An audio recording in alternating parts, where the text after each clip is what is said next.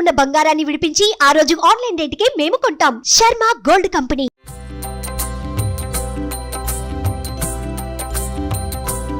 ఒక్కసారి రథసప్తమి స్పెషల్. ఒక్కసారి రథసప్తమికి సూర్యారాధనలో భాగంగా ఈ రోజున పూర్తిగా ఉత్తరం వైపుకి వాలిపోతాడు సూర్యుడు. అన్ని డిగ్రీలు వచ్చేస్తాడు అన్నమాట.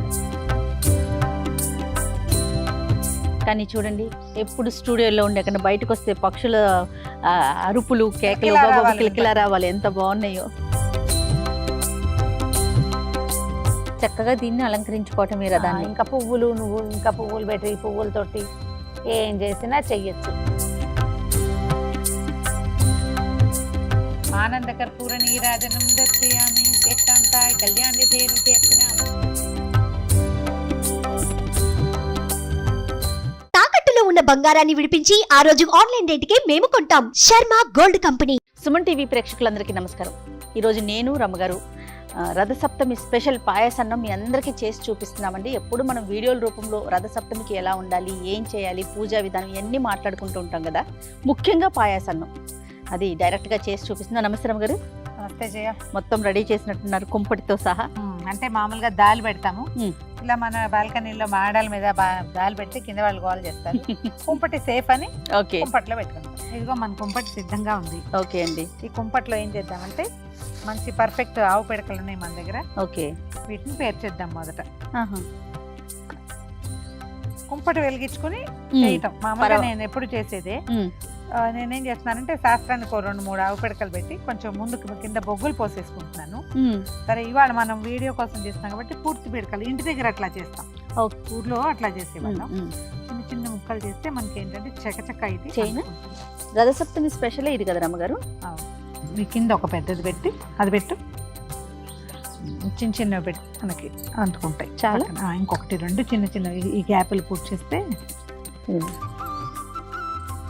కొంచెం కర్పూరం పెట్టి వెలిగించుకోవచ్చు. మామూలుగా ఇది వరకు దేవుడు ఇది కాకుండా పాయసం కాకుండా మనం ఇంకేదైనా చేయదలుచుకున్నాం అనుకో, ఏ పాలు కాచుకుంటాము దానికి కింద నుంచి కొబ్బరి పీచు గానీ ఇక్కడ ఒక గ్యాప్ ఉంటుంది కుంపటికి. ఇది కొబ్బరి పీచు అంటించి ఇక్కడ పెడితే నిదానంగా మంట పైకి వచ్చి అవన్నీ అంటుకుంటాయి అనమాట. బొగ్గులు కానీ వేస్తే న్యూస్ పేపర్లు కూడా పెట్టేసేయచ్చు. మనం ఇది దేవుడి వ్యవహారం చేయబోతాం కాబట్టి కొంచెం కర్పూరాన్ని అటు ఇటు 4 బిళ్ళలు సర్దేసి ఇక్కడ 2-3 బిళ్ళలు వేసుకోవటం. తర్వాత ఏం చేయాలంటే ఉండింగి చాలు. ఇది అంటుకోవటానికి వీలుగా ఒక చిన్న గూడు లాంటిది కట్టాలన్నమాట. కట్టేస్తే మనకి గాలికి అవునవును అంటుకోవాలి కదా. కుంపటి రాసుకునే లోపల మనం కొంచెం ముగ్గేసుకుని చిక్కుడుకాయలు రథం చేసుకుని కుంపటి కాగా ఇది టైం తీసుకుంటుందండి. ఇది అంటుకోవాలి, మనకి పాయసం ఉడకాలి. ఉన్నాయి కదా, ఈ లోపల మనం మిగిలిన పనులు చేసుకోవచ్చు. అలాగే రమ్మగారు. ఒక్కసారి రథసప్తమి స్పెషల్. ఒక్కసారి రథసప్తమికి సూర్యారాధనలో భాగంగా ఈ రోజున పూర్తిగా ఉత్తరం వైపుకి వాలిపోతాడు సూర్యుడు. అన్ని డిగ్రీలు వచ్చేస్తాడు అనమాట. ఇవాళ నుంచి నడక చాలా స్పీడ్ ఎక్కుతుంది. ఇప్పటికే మనకి ఎండ వచ్చేసింది. అవును, ఇంకా బాగా ఎండలు విరిగిపోతాయి. ఇంకొకటి 2 కర్పూరం ఏమన్నా ఇక్కడ వేసాం. ఈ పక్కన కూడా అనుకుంటుంది మనకి చకచక్క కావాలిగా. ఒకటో 2 ఈ పైన గాలి కదా, గబా గబా గబా అవును. చాలు. చాలా. కానీ చూడండి, ఎప్పుడు స్టూడియోలో ఉండే అక్కడ బయటకు వస్తే పక్షుల అరుపులు, కేకలు, కిలకిలా రావాలి. ఎంత బాగున్నాయో. మొత్తం పోయి అంటుకుని చూసారా జయ? అవును రమ్మగారు. ఇదిగో ఒక ఇత్తడి గిన్నె పెడదాం. ఇందులో ఈ గిన్నెని కడిగి పెట్టుకోండి. తడి గిన్నె ఉండాలి. పాలు పోసేద్దాం. ఒక 1/2 లీటర్ పాలు చేయ. ఓకే అండి. రమ్మగారు పాలు పోసి పెట్టాము. ఈ పాలు పొంగు రానివ్వాలి. ఈ లోపల మనం ఏం చేద్దామంటే చిక్కుడుకాయలు రథం చేసుకోవటము. బియ్యానికి ఇందులో 3 గుప్పెళ్ళు బియ్యం వేస్తాం. 1/2 లీటర్కి 3 గుప్పెళ్ళ లెక్క సరిపోతుందండి. అంతే. దానికి కొంచెం నెయ్యి రాసి పక్కన పెట్టుకోవాలి. 3 లెక్క ఏంటి రమ్మగారు? అట్లా ఏమన్నా ఉందా? ఏదైనా శాస్త్రానికి 3 చేస్తామండి. దానికి నెయ్యి రాసేసి పక్కన పెట్టుకుంటే ఇది పొంగు వచ్చేటప్పుడు మనం వేసేస్తాం. అంతే. పొంగి పొర్లి కుంపట్లో పడిపోకర్లా, పైకి వచ్చినప్పుడు వేసేస్తే సరిపోతుంది. మరి మనం రథం చేసేసుకుందామండి రమ్మగారు. ఈ పాలు పొంగేటప్పుడే సూర్యనారాయణమూర్తి తండ్రి, నీ దయ వల్ల మా జీవితం, మా ఇల్లు, వాకిలి, మా రాష్ట్రం, దేశం అన్ని కూడా పాలు పొంగినట్టు సిరులు పొంగాలి. అంతే. ఎంతో బాగుండాలి అందరికి. ఓ దండం పెట్టుకోవటం. సూర్యుడు చక్కగా కనపడుతున్నాడు చూడు మనం. అవునండి, అవును. ఓపెన్ ఎయిర్ చేయటం మంచి సరదాగా ఉంటుంది. బాగుంది. కొంచెం టఫ్ గా ఉంటుంది. నిదానంగా పొంగుతుంది. ఇంత గాలి లేకపోతే ఈ పాటికి అయిపోయింది. ఇక్కడ గాలి ఎక్కువ అయ్యేసరికి స్టవ్ మీద అయితే మొత్తం ఇలా బళ్ళమని వచ్చేస్తుంది. కుంపటి నిదానంగా వస్తుంది కదా, తాపిగా లేదు, కొంచెం కొంచెం స్లో మోషన్ లో వస్తుంది, సినిమాటిక్ గా. వేసైనా వేసేయండి అమ్మగారు. ఒకటి మళ్ళా రెండో పొంగు రానిచ్చి రెండోది వేస్తాం. స్టవ్ మీద అయితే కుంపటి కాబట్టి అంత రాకపోవచ్చు, అందుకని వేసేస్తాం.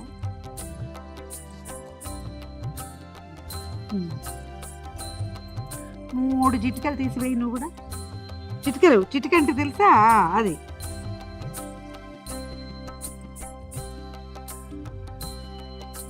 దీని మీద మూత పెట్టి తాపీగా నిదానంగా ఉడకనిద్దాము. ఈ లోపల మనం పూజ ఏర్పాటు చేసుకోవాలి. అలానే రమ్మగారు. బియ్యం అన్నం ఉడికిపోయింది అనిపిస్తుందా? అవునండి, దగ్గరకు వచ్చేసింది కదా. మెట్టుకు ఉడికిపోయినాక ఏమైనా చూడు, మన మామూలు పరమాన్నానికి బాగా చిమడు ఉడికిపోతుంది అన్నం. అవును చూడండి. రథసప్తమి పాయసం మాత్రం ఒక రవ్వ బిరుసు ఉంటుంది. పూర్తి పాలతోటి ఉడికే అన్నము టైం పడుతుంది. అవును, కొంచెం తడి ఉండగానే బెల్లం వేసేద్దాము. 3 గుప్పెళ్ళు అన్నం వేసాం, బియ్యం వేసాం కదా. అవును, 3-4 గుప్పెళ్ళు అయినా వేసుకోవాలి బెల్లం. అవును, కొంచెం ఎక్కువ వేయాలి కదా. వేసేస్తాం. వేసేయండి. మామూలుగా మనం కరగబెట్టి వేసుకుంటున్నాం. కొంచెం మంచి బెల్లం చూసుకుని వేసుకుంటే ఇది విరిగిపోకుండా ఉంటుంది. అవును, ఒక్కసారి పైకి కిందకి కలిపేసి 4 నిమిషాల పాటు ఉండనిస్తే అదే నిదానంగా కలిసిపోతుంది. పాయసం పూర్తిగా పక్కన నెయ్యి ఉంది చూడు, కొంచెం అందుకు కొద్దిగా నెయ్యి వేద్దాం చేయ.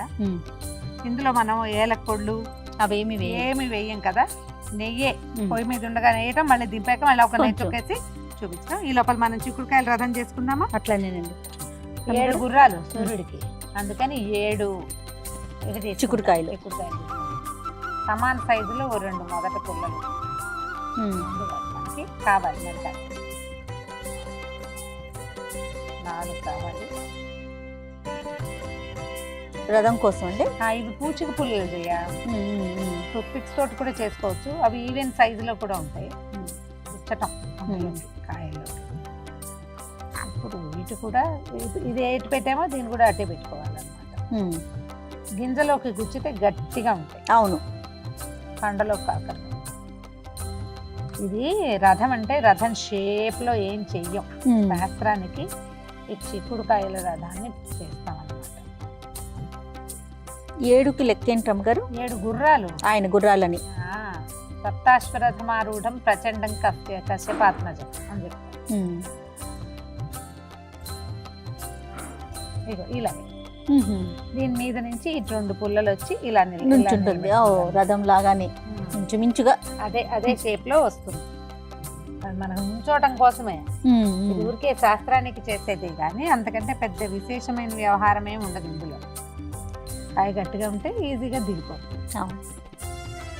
లేకపోతే కొంచెం సదా పుల్లల్లో కొంచెం సరిగ్గా అడ్జస్ట్ చేసుకోవాలి. ఈ మూడింటిని ఇలా రథం గోపురం లాగా వస్తుంది. అదే అంతే. ఇంకా ఇందులో ఏవో పరమాద్భుతాలు ఏమీ ఉండవు. అద్భుతంగా చేసే ప్రక్రియ ఇది ప్రక్రియ కాదు. రెండోది ఏంటంటే ఇది ఒక విధానం ప్రకారం మనం ఆయన్ని ఇక్కడ కూర్చోబెట్టాం. ఈ కింద ఏదైనా ఎత్తుగా పెట్టుకుంటే కరెక్ట్ గా కూర్చుంటుంది అన్నమాట. మన దగ్గర సూర్య ప్రతిమ ఏదైనా ఉంటే పెట్టుకుంటాం చేయ. చాలా సాధారణంగా ఎవరి దగ్గర సూర్యుడి ప్రతిమలు అవి ఉండవు. అవును, మనం ఈ చిక్కుడుకాయల రథమే నీకు చేత వచ్చినా చేత రాకపోయినా ఎలా ఉన్నా సరే ఇదే మన రథం అంతే. దీని మీదకే మనము ఇప్పుడు ఇక్కడే ఉన్నాడు కదా, మన వెనకాలే సూర్యుడు ఉన్నాడు. ఆ వెనకాలన్న సూర్యనారాయణ మూర్తిని ఈ చిక్కుడుకాయల రథం మీదకి ఆహ్వానిస్తాం. ఇక్కడికి రానైనా అని చెప్పి చక్కగా దీన్ని అలంకరించుకోవటం ఈ రథాన్ని. ఇంకా పువ్వులు పెట్టి పువ్వులతోటి ఏం చేసినా చెయ్యొచ్చు. మనం బ్యూటిఫికేషన్ కోసం చేయట్లేదు, జస్ట్ విధానం చెప్పుకుంటున్నాం అంతే. మనం ఏదైనా అలంకారాలు చేసి అలా వీడియోలు తీసేటప్పుడు మనం ఏటా చేసినా చేయకపోయినా బోల్డ్ అని వేషాలు వేస్తాం. అవేం వేయట్లేదు ఇప్పుడు. ఒక చిన్న పసుపు వినాయకుడిని కనుక చేసి పెట్టుకుంటే, అంటే ఏది ప్రతిమా విశేషం లేదని మనకు ఇది లేకుండా పసుపు తోటి ఒక చిన్న వినాయకుడిని చేసుకుంటే, గౌరీదేవిని కానీ చేస్తే సరిపోతుంది. మన దగ్గర ఈ అరసవెల్లి సూర్యనారాయణ మూర్తిది ఏదైనా ప్రతిమ విశేషం అలా ఉన్నాయనుకో అవి కూడా అవి పెట్టుకోవచ్చు. తర్వాత ఈ కోణార్క సూర్యుడు అలా ఉంటాడు మన దగ్గర, కొంతమంది ఇళ్లలో ఉంటాడు కదా. అవునండి. అప్పుడు కూడా పెట్టుకోవచ్చు. చిన్న గౌరి అదే ఇప్పుడు హరిద్రాబింబంలోనే అంటే పసుపు ముద్దకే మనం సూర్యుడిని పిలుస్తాం అన్నమాట. అందులోకి దీపానికి కూడా చిన్న అలంకారం చేద్దాం.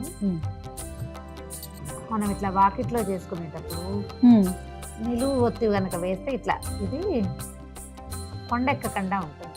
పక్కకు పెట్టిన ఒత్తి పడిపోతుంది, అంటే వెళ్ళిపోవచ్చు, కానీ గాలికి నిలువు ఒత్తి ఒత్తి నుంచుంటుంది అనమాట. ఎంత గాలి వస్తుందో చూడు.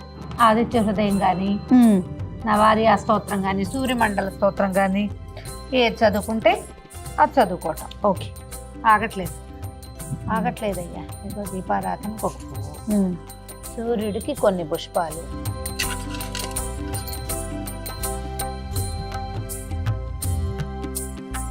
సర్వదా జయమంగళం తదేవ లగ్నం సుదినం తదేవ తారాబలం చంద్రబలం తదేవ విద్యాబలం దైవబలం తదేవ లక్ష్మీపతే తేంగ్రేగం స్మరామి. గురుర్బ్రహ్మ గురుర్విష్ణు గురుదేవో మహేశ్వర గురు సాక్షాత్ పరబ్రహ్మ తస్మై శ్రీ గురవే నమః.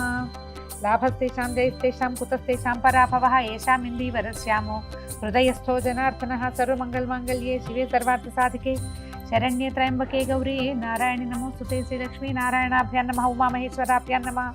సప్తమ్యాం రథసప్తమి నామ పుణ్యతిథౌ భృగువాసరే శుభనక్షత్రే శుభయోగే శుభకరణ ఏవం గుణ విశేషణ విశిష్టాయాం అస్మాకం సహకుటుంబానాం క్షేమస్థైర్యధైర్య విజయాభయారోగ్య ఐశ్వర్యాభివృద్ధ్యర్థం ధర్మార్థకామోక్ష చతుర్విధ ఫలపురుషార్థ సిద్ధ్యర్థం శ్రీ సూర్యనారాయణ దేవతాముద్దిశ్య శ్రీ సూర్యనారాయణ దేవతా ప్రీత్యర్థం రథసప్తమి పూజాంగ అహం కరిష్యే.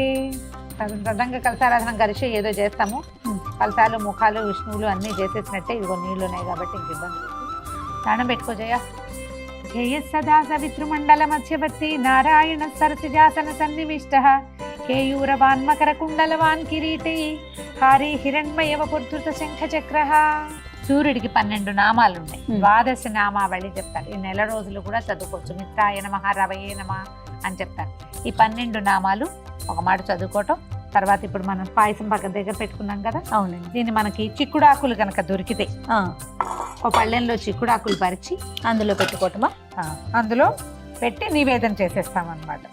ఈ సీజన్ వచ్చేసరికల్లా చిక్కుడాకులు ఒక రకంగా అవుతాయి జబ్బుగా. అవును రమ్మగారు, ఎక్కడ చూసినా ఇలానే కనిపిస్తా ఉన్నాయండి.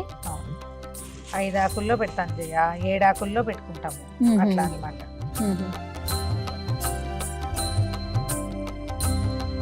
మిత్రాయ నమః. ఈ నామాలు చదువుకుంటే మంచిది జయ. ఓం రవయే నమః, ఓం సూర్యాయ నమః, ఓం భానవే నమః, ఓం ఖగాయ నమః, ఓం పూష్ణే నమః, ఓం హిరణ్యగర్భాయ నమః, ఓం మరీచయే నమః, ఓం ఆదిత్యాయ నమః, ఓం సవిత్రే నమః, ఓం అర్కాయ నమః, ఓం భాస్కరాయ నమః. మనం ఏదైనా పళ్ళు అవి పెట్టదలుచుకుంటే అవి, కొబ్బరికాయ కొడితే అది. నిజానికి ఇవన్నీ ఊరికే మనం చేస్తున్నాం, కానీ పాయసమే ముఖ్య నివేదన. ఓం భూర్భువస్సువరేణ్యం భర్గో దేవస్య ధియో యో నః ప్రచోదయాత్ తాపో జ్యోతిరసమృతం బ్రహ్మ భూర్భువస్సువరం తత్వం తత్వేన పరిశించామి అమృతమస్తు అమృతోపస్తరణమసి. ఓం ప్రాణాయ స్వాహ, ఓం ఉపానాయ స్వాహ, ఓం వ్యానాయ స్వాహ, ఉదానాయ స్వాహ, సమానాయ స్వాహ. భాస్కరాయ నమః తాంబూలం సమర్పయామి. ఓం ఆదిత్యాయ నమః ఆనందకర్పూర నీరాజనం దర్శయామి. శ్రేష్టాంతాయ కళ్యాణ్యతేర్తినామ శ్రీ వెంకట నివాసాయ శ్రీనివాసాయ మంగళం మంగళాశాసనపదై మదాసాది పురోగమై సర్వైశ్చ పూర్వైరాచార్యై సత్కృతాయ మంగళం. రథసప్తమి పూజా విధానం అంటే ఏదో విశేషంగా చేయాలనుకోవద్దు. పాయసం చేయటం చాలా ముఖ్యం. పొంగే పాలల్లో బియ్యం వేసి పాయసాన్నం వండటం, కొంచెం సూర్యబింబం కనపడే చోట ఒకసారి నమస్కారం చేసుకుని నివేదన చేయటమే. చిక్కుడుకాయలు రథం చేసుకుంటామా, చిక్కుడాకులు దొరుకుతాయా, వాటికంటే మన లోపల ఆస్థ చాలా ముఖ్యం. ఇంత వివరంగా నేనేం పెద్ద వివరంగా చేయలేదు, ఒక మాదిరిగా చేస్తాం. ఇంత మాత్రం చేసినా సరే మనకి లోపల ఉండటం, పగలు భోజనం చేసి సాయంకాలం ఉపవాసం చేయటమే దీని లక్షణం అన్నమాట. ఇదిగో మన చిక్కుడాకుల్లో ప్రసాదం తిని చూడు.